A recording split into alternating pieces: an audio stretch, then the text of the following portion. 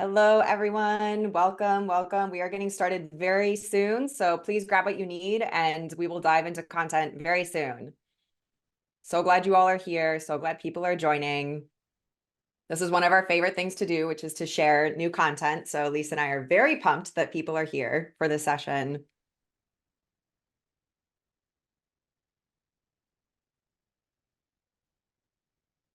All right, Hannah, what do you think? Should we do it? Let's do it. Let's get into Are you it. excited? All right, let's get into it. We have a lot to cover with you today. Super excited to share our 5 need to know trends to build human workplaces in 2024. So let's jump right into it. A little bit about us, who we are, and our research process. So specifically about our research, because that's what we're sharing today. We go about it in a three-pronged way. So first of all, we have our qualitative research, which is the work we do every day with our clients. We're constantly interviewing individuals from leadership to direct reports, talking to people in all kinds of industries and kinds of organizations. So that's, of course, a piece of our research puzzle. We also dive into the traditions, reports, stats, Bureau of Labor Statistics, those kinds of things. And then lastly, and kind of differently than maybe some, we really like to look at what we call the collective consciousness. So what are people saying online? What are people saying behind the scenes? The kind of undercurrent of the conversations around work. So those will be the main sources that we pull from as we present to you today. And as I'm sure some of you already know, we have published 2 books, the first being Managing Millennials for Dummies, written by Hannah and I, 2 millennials, and our latest work, which is The Future of Work is Human, which we published in September of last year. Super excited for that to be out. Okay, with that said, Hannah and I, again, we are keynote speakers and consultants. We do research about work all the time. Our mission is to help people build workplaces that don't suck. So let's talk about how we can do that in 2024 by talking about the 5 trends that are really going to impact this year. And the first one, actually, let's harken back to the millennials, is the millennial managers have entered the chat. It's true. We're officially in the management space. And it's funny when we talk about millennials, people are still like, oh, those kids. Like, the oldest millennials are turning like 42. Millennials are the generation born between 1980 and 1995. And yes, we have officially entered that management space. We are also the generation that ever since we entered the workplace, everyone loves to hate. So it's really interesting to see kind of what's happening as we take over, as we move into some of those leadership positions. The recent Deloitte study found that millennials now over 60% of millennials have direct reports. So we are firmly in that space of management. And as we move into that space, there's a lot being said about how millennials are leading. I'm going to share an article, a headline with you. It's the era of the millennial boss, and she wants to be your mom. Some people are calling it, millennials are mommagers. And if that made you cringe, we get it. It made us cringe too. The first time we read it, I was like, ew, no, why would we want to be like parents in the workplace? That's weird.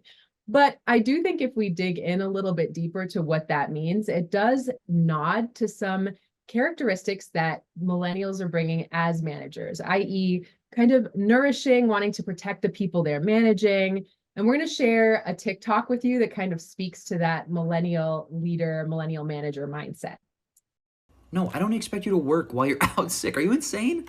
Please, if you're sick or it's past 5:30, I don't want any of you guys opening your laptop. All right? Your physical and mental health are way more important to me than hours logged or company efficiency. What those, millennial managers are thinking. There's so many different TikToks speaking to this millennial manager mindset. And for me, some of the most interesting things is the comments that we're getting from Gen Zers. So we included a few of them here. You can see this TikTok has almost 30,000 comments on it. So some of them, I have a millennial manager and I work so much harder because she makes me feel supported. Another person said, my millennial manager is the best thing to happen to me at work. Third person here, my elder millennial manager is healing my corporate trauma. And there was another one we didn't include that was like, I would go to war for my millennial manager. So there's a lot of really, really strong feelings around how millennials are showing up as managers. Yes, there's a hashtag too. You can find it on Instagram and you can find it on TikTok. And it's I'm a millennial manager, and it's millennials talking about what it's like to be managed. And then there's all of these comments that are going along with it. And there's research that's backing this up as well. So Michelle Duval from Fingerprint for Success says people feel much more bonded to the millennial leader. They feel safer, they feel seen, they feel supported, and they're going to have a much deeper connection with their team members relationally. And I think what's important too is as we're talking about this, I mean, every generation brings in a new management, a new leadership style. And so for millennials, this is just what they are bringing to the role. So if you think about baby boomers who brought in those HR systems for the first time, Gen Xers brought in work-life balance really for the first time. And this is what millennials are now doing. So to give you an idea, like a portrait, if you will, of the millennial manager, these are some of the things that we are seeing. I'm not going to read all of these here on the slide. You can take a look at them yourself. And I will say, as we point to some of these, like millennials are known for being very authentic, having a pretty relaxed approach to communication. They are more likely sometimes to curse, to use emojis, to use too many exclamation points sometimes. And they're also extremely adaptable. They like to build fun, engaging workplaces. And they truly do put their focus on caring for the people that they're managing. And Lisa and I shared a millennial manager who, honestly, it could be a picture of her in the middle of this. I feel like Lisa could be like, this is the portrait of the millennial manager. And one of the things she said to both of us in our separate different interviews is she said, I never want you to get that feeling in your stomach on a Sunday because you have to go to work on a Monday. Like if that happens, I am not doing my job and you need to let me know. So of course, we both wanted to work there instantly. And it was very true. If anything was ever going wrong, she wanted to know, she wanted to address it. And she also would make sure that there were games that we would play all the time. So like not only did we do froyo outings, but the fun was very real. In fact, I know Lisa helped with this significantly in starting the first ever generational Olympics competition that we had in our organization, which I'm sure you're wondering, how did you ever get work done? I promise we did. I would argue it even made us harder workers because we had this lovely millennial manager. And so really what we're seeing as we're looking at this portrait of how millennials are really changing leadership, we are not saying that they're perfect, that we are doing everything right. There are so many things that millennials are still figuring out. The so what about this is really that every single generation, they leave their stamp on management. And for millennials, they're showing up as adaptable, team-oriented, and authentic, and sometimes to a fault. Also, what Lisa and I really love is that this is the first time that people like millennials. This is a really big deal. We've been talking about generations for a very long time. And I remember going into rooms 5 years ago, 2 years ago, 8 years ago, and asking the question, hey, everyone, where are the millennials in the room? And they didn't even want to raise their hands because they felt like everyone hated them. Exactly. It's like, no, I don't want to. And that's changing. It's very, very exciting. So that's our first trend. That's our first one. Let's move on to the second one. All right, our second trend, what we're seeing for 2024 is what we call skills, skills, skills. And if you are curious, yes, we maybe were influenced by Beyonce and Destiny Child's song, Bills, Bills, Bills, to name this trend. And essentially the whole idea around this is that skills are kind of a big deal in 2024. Everyone is talking about skills. You'll see it in headlines right now, like 2024 is the year of skills. There's also research that has come out from the World Economic Forum where they're talking about the reskilling revolution because over half of all global employees will need to upskill or reskill by 2025 to keep up with the evolution of jobs, which is kind of scary if we think about it too much. And that is why there's the hyper focus on skills. And if we dig into some more of the whys behind this, to highlight a few of them of why this is such a big deal right now, first of all, people are scared of AI taking their job. Like that World Economic Forum stat, people are thinking, oh my gosh, am I going to become obsolete? If that's the case, I need to learn as much as I can about as many things as I can so that if AI does take my job, I have a backup plan. So that's one of the reasons. The other reason is that there's something going on that is not talked about a lot, and that is that people are bored. Okay, we talk about burnout a lot. Burnout is when you are overstimulated. Bore out is when you are understimulated. And Lisa, I will say, is one of those people. I love working with Lisa. She's amazing.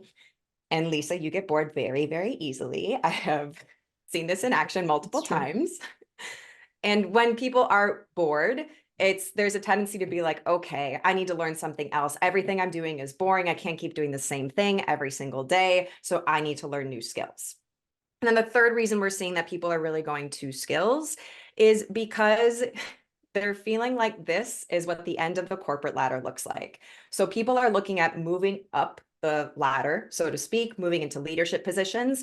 And there are so many people, especially Gen Z and younger millennials, who are looking at that ladder and they're like, no, absolutely not. I will have no work-life balance. It's not going to be worth it. I don't want it. Too exhausting. I don't want to feel like that adorable pug. I would rather curate a whole bunch of skills, have those in my toolbox. So really what's happening is people are building out a career portfolio. So they're looking at more horizontal movement where they can continue to make more money, specialize in other kinds of skills, and not move up the ladder. This is why 2024 is the year of skills. There are lots of reasons for it. So what does this mean? What's important to know is that we're moving to this place, which we think is really cool, which is that skills are more important than degrees. You see this with skills-based hiring, where people are no longer hiring because of the school they went to or because the degree they came out of school with. And they're more so hiring for the skills they have or their ability to learn new skills quickly and easily. So that's something that we're seeing. And also, just to pinpoint this, employees are looking for this, okay? Gen Z, a new study came out from Adobe, it's trending today on LinkedIn, that over 80% of them know that mentorship is important to their career, but less than half of them say they have a mentor. So people are looking to learn to increase their skills through mentorship, through classes. And also another important piece here is that it's very important to relearn how to learn. And really what this means is we've been learning a certain way for a long time. There was in-person learning, then there was online learning, which of course just accelerated for so many people in the past few years with the pandemic. And now we're at a place where we can use AI to learn. And we're seeing this where, people are using AI to learn skills themselves, and companies are using AI to teach their employees. I was at a conference last week and there was someone who told me, he said, yeah, at a fast food chain, people will be there working and they just type into the AI training program tomatoes. They text that on their phone, and then in response, they get a video of how to chop tomatoes. So traditional training is going out the window. Traditional learning is really, really shifting, and we need to stay in front of that. And specifically around AI, I know it can be very scary, and it's not going to take all of our jobs. Okay. Lisa's going to talk more about that in a second. And I want to share with you this quote that I feel like is really powerful when it comes to AI, in that it won't replace you, but someone better at using AI will. All right. So jumping off the AI bandwagon, our trend number 3 is AI and EI. Enemies? We think not. We think potentially besties. So when we say EI, we're talking about emotional intelligence, those soft skills in the workplace. For our bureau friends on this webinar today, AI is the buzziest buzzword of all. Clients are looking for speakers to touch on AI. Everyone's curious about it. How do we use it? What should we know about it, et cetera, et cetera, et cetera, et cetera. And yet Hannah and I in September, as you recall, as we mentioned earlier, published a book called The Future of Work is Human. Why did we do that? Because we actually see AI and EI, humanity, and this artificial intelligence working really closely together. And it's important to recognize where the human component really fits in and where, that AI component and technology kind of enhancing our work really fits in. So one of our chapters, our first chapter of the book actually is called Humans Not Robots. We did that very intentionally because we wanted to talk about those human pieces that need focus now more than ever. Because, humans need grace. They need us. We experience emotions, unlike AI, unlike technology. We're fueled by recognition and appreciation, community. We want humane leaders. All of these things are really important, and there are things that AI can't do for us right now. Also, in a really wonderful way, AI frees us up to focus on these soft skills. In an interview with one of my clients coming up. And this is actually a client where they're having an event where they're hosting an AI speaker in the morning and then having me speak in the evening, which is such an incredible combination to pair that technology piece with the emotional intelligence, soft skill piece training. It's happening a lot where people are wanting to pair those two things together, which we love. Again, besties, not enemies. So this client was saying to me, AI allows us to offload some of our workload so that we can focus on the human part of leading. And that just puts it so succinctly and so well. This is exactly right. If we can tap into those skills that Hannah was talking about, really understand how we can use AI to do some of the things that don't require that EI, then we have the space, the freedom, the time to work on these things, bringing compassion to the workplace, building psychological safety, which is very challenging, but so worthwhile, mentoring, coaching, cultural awareness, all these different pieces that AI simply cannot do right now. So as we talk to our clients, as we talk to people who are leading the future of the workplace, we do say, as AI continues to carve out the space in our day-to-day, in our work lives, we need to be even more intentional about investing in those soft skills training, both for leaders and for direct reports, for everyone in the organization, to make sure that we are honed on how to show up with emotional intelligence in the age of AI. Okay, 2 more trends left, y'all. Here we go. Trend number 4, a tale of 2, not cities, but workplaces. Can you tell that Hannah and I are major nerds? Okay, so one of the things that we are seeing, that we have been seeing back since, well, probably a long time ago, but really heightened since 2020, is this very deep chasm between leaders and employees. And it is something that has just been heightened recently for a number of reasons. I want to talk through what those are. So the first thing is there is a skewed kind of perspective from leadership. And this is just something that happens naturally when you're in a position of leadership. You are removed from the work that is being done, the day-to-day work. We call this leader vision goggles, right? You have this 50,000-foot view. You're very strategic.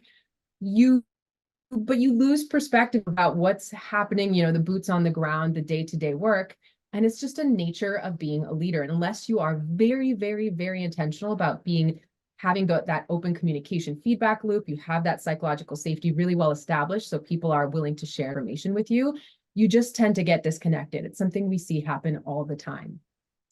Another thing is there tends to be, from direct reports, a lack of compassion for where leaders are at. They see people in these positions of authority and they say, well, isn't that great for you? You have a higher salary, you have authority over all these different things. Why don't you help me more? And there just can be this general sense of lack of compassion and lack of awareness of all the things that leaders are juggling and facing and dealing with. There's been many an occasion where, we've done interviews and felt this almost resentment from direct reports, only come to find out that the leader was actually shielding them from, some turmoil that was happening in, management. So there is that lack of compassion, lack of understanding from direct reports for their leaders.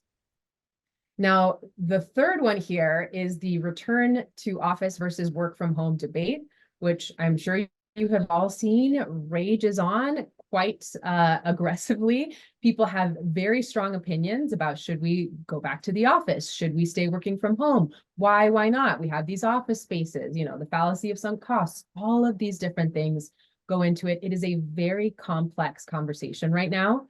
And we're seeing both leaders and employees come at it from all kinds of different ways. We heard about one employee who was she was looking for a job, so she wasn't technically an employee, but as she was looking for jobs, she would say, if an organization wants me to be in the office, I will raise my salary by 20K, because that, to me, it's more costs. I'm commuting, it's a different kind of lifestyle. So that is like her approach to, okay, you want me to return to office? Okay, but it's going to cost you. And then some leaders, some organizations are saying, you know what? It's time to come back to the office because we said so. And recently there was an organization that released an intercompany video basically saying that. I'm going to share a short clip with you. It's about a minute long. And just curious how you feel watching it. So let's get into it. We have been slow in getting back with some people and in some places. That's about to change. Your manager will be in touch with you shortly about how this will be implemented and tracked. Thank you, team. I want to leave you with this. We aren't asking or negotiating at this point. We're informing of how we need to work together going forward. It's, again, for the simple reason that great companies are built by great people working together and seeing each other eye to eye and tackling the big task. Thank you in advance for your help. Okay, so some people looked at this and they were not exactly happy with how that turned out. They felt that it was cringy. The comeback or else that was included in the way that video was shared by. That was not the organization, to be fair to them. They did not say come back or else. But there's something about how the video came across, the message came across that was a little bit felt passive aggressive, felt like it wasn't being considerate of the employees. There was a lot, it was a viral video. It wasn't intended to be viral, but became viral. And a lot of the reactions were very, very negative. Now, we see both sides of the aisle, to be very honest. We see the value of going into the office and we see the value of work from home. There is a real gap in trying to understand perspectives. And one of the things we say when we work, because we're working with a lot of leaders, organizations who want to get employees at least back in the office more than they have been. And for us, there's a really big difference in framing it as carrot versus stick. So that video that we looked at just now felt a little bit more like stick than carrot. It was a little tense, a little tersely worded. For us, it's like, how can we instead incentivize people to want to go into the office? And it is possible. We can do that. And the last piece that I want to talk about here, tension amid layoffs. We all know it's labor market right now. People are getting off. There is always this shift and flux and flow between leaders and organizations having the position of power and employees having the position of power. When the labor market is super tight and everyone is looking for talent, employees have a bit more say, right? They have a bit more quote unquote power. When that's not the case, which is where we're sort of at right now, the leaders and the organizations have a bit more power. The problem is, for leaders and organizations, the way you treat your employees in whatever state of flux and flow you're in, but especially when you're in that position of power, that is something that they remember. And they remember that your organization did. And this is something that came through loud and clear in the interviews we did for our book back in 2020, when we were talking about how organizations were treating their people. We would talk to these people and say, hey, how do you feel about how your leader has kind of led you through this? How are you feeling? And they'd say, I'll never forget the way this company treated me. And that worked both on the positive side of things and also the less positive side of things. So whether you're in that position of power or not, it's super important to be mindful about how you handle the situation. So what in this big leader chasm? It's not a problem we're going to solve in the near future, but it's something that we hope we can continue to work on. A few so what's for you. Leaders need to actively and again, intentionally need to invest in self-awareness and understanding other people's perspective of them. They need to, if you're wanting people back into the office, entice them, make sure the office time is commute worthy, and handle change, handle difficult, moments of flux with great, great care. And with that, we come to our final trend. Our final trend, which is Gen Z's optimistic nihilism. Now, if you're wondering what exactly does this mean, don't worry, we're getting into it. And we have to talk about for a moment how influential Gen Z is. Every younger generation influences the workforce in really huge, big, important ways. And what we're seeing right now with Gen Z is that they are either starting or popularizing a lot of the trends in the headlines that we're seeing. So whether it's quiet quitting, or it's coffee badging, or bare minimum Mondays, or the great exhaustion, I feel like these have kind of become fun buzzwords. We keep creating new ones. Quiet ambition is a new one I've heard about. There are just so many that we could add to this list. And when we work with clients and with groups of people who are really trying to understand Gen Z, there's this moment where they usually say something like, I just don't understand. How am I supposed to motivate this group of people who does not want to work? And typically our reaction to that is, well, let's take a step back and first understand where they're coming from. Like, why are these trends becoming so popular? So let's do that. Let's do that really quickly. And I will say, Lisa and I are always like, this isn't the happiest part of the presentation, okay? So Generation Z, one of the names they also have is Generation Doom.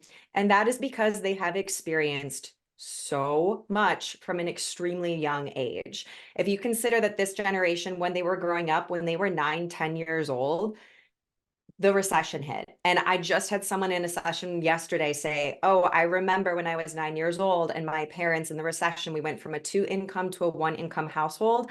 And then we had to figure out how we were going to pay the mortgage. Our whole grocery bills changed. And they're like, I was 9 and I didn't understand what that meant. And then there was another recession and another one. So it's just kind of this consistent piece of like, well, we don't know financially what's going to happen. Also considering that for this group, when we talk about what shapes generations are events and conditions. For Generation Z, we look at something like school shootings, which for them weren't a singular event, but were a condition. They became incredibly normalized. Growing up with social media, growing up with 24-hour access to all of this information on their phones. And I heard a Generation Zer describe it, and she said, it's like you're scrolling and you see the most wonderful, cute little puppy video. And then the next thing you see is tragedy. And you keep on scrolling until you feel normal again, which might not happen. The doom scrolling that many of us have participated in. And of course, add to that, I mean, there's just so many different things that this generation is trying to change because they know that there's so much that needs to change and they're fighting for it. They're taking to the streets for it. And of course, we can't ignore that COVID and the pandemic, when they were going through major life moments like graduating high school, going to college, going on their first jobs. All of this was done in a very different online kind of way. So what happens is when we hear all this and we talk about all this, there's two kinds of reactions we can see to this. The first is, whoa, okay, all of this doom, there's all of these different things happening. So, okay, well then I guess we could say like, well, nothing matters, boo. Or we could look at it like, nothing really matters, hurrah. That is what Gen Z is doing. This is what optimistic nihilism is. It's that so much is falling apart. That's fine. Things are on, the dumpster fire is real, but then there's ashes and the phoenix rises from the ashes. So we can create the world that we truly believe can be created. We have the freedom to figure out what that looks like. So this definition, with the help of ChatGPT, I will say, is while the universe might not care about your existence, you can still strut through it like your own stage, rocking your own brand of absurdity and finding joy in the chaos. So they are finding joy in the chaos. And one minor example of this and how they truly know what's going on with all that doom scrolling is they're taking dopamine detoxes. So they're going silent walking, where they walk without sound, without calling people. Dumb phones, the sale of these are on the rise. They are less popular in the US, but it's predicted that there will be more sales of these in the future. And so if you're hearing this and you're like, ugh, this generation, they love technology, but they want a dumb phone. They're truly a group where two things can be true at the same time. This is the both and generation. And Lisa and I will be releasing more content on this in the future because it's so important to understand. And that's really what the so what is of this entire section and really of motivating Gen Z in general. Awareness is half the battle. We have to understand where they are coming from. Once we understand where they are coming from, then we can really learn how to motivate them, how to create workplaces that work well for them so everyone can truly succeed and feel like work is a place they want to be. And then two, just to add to this, there is a magic wand solution, which we know isn't real, which we know isn't truly possible in every situation. But there's an element of this, if we take from the idea of nihilism and creating something new, it's overhauling the working norms that have existed for a long time to maybe try to create something new. Maybe it's the 5-day work week. Maybe it's return to office mandates. Maybe it's something we haven't thought of yet, but that kind of future is possible when we think about it with that optimistic nihilism perspective of Gen Z. So we've talked about a lot. We went through 5 trends that are influencing 2024 in a big way quickly. Thank you for being with us for it. And we will say too, this is some of what our clients want to talk about. And some of our other clients, they're saying, you know what, I just want to know how to communicate better with my team. That's what I really want to understand. So that's what we work to do. We always meet people where they're at with what they want to learn, how they want to grow. And that is what all of our different kinds of presentations, keynotes, coaching, all of that is built around. So please do follow up with us. If you signed up via LinkedIn and you want this video recording, email us at hello@goodcompanyconsulting.com and we will send that over to you. And of course, you can get in touch about anything. We're going to have lots of new content coming out all the time. We'll probably have another one of these webinars in the future, so keep your eyes peeled for it. And that's it. We are at our time. So big thank you to all of you. Big thank you to Executive Speakers Bureau for always being amazing and helping us produce this webinar. And please reach out with any questions or thoughts. Thank you. Thank you so much, everyone.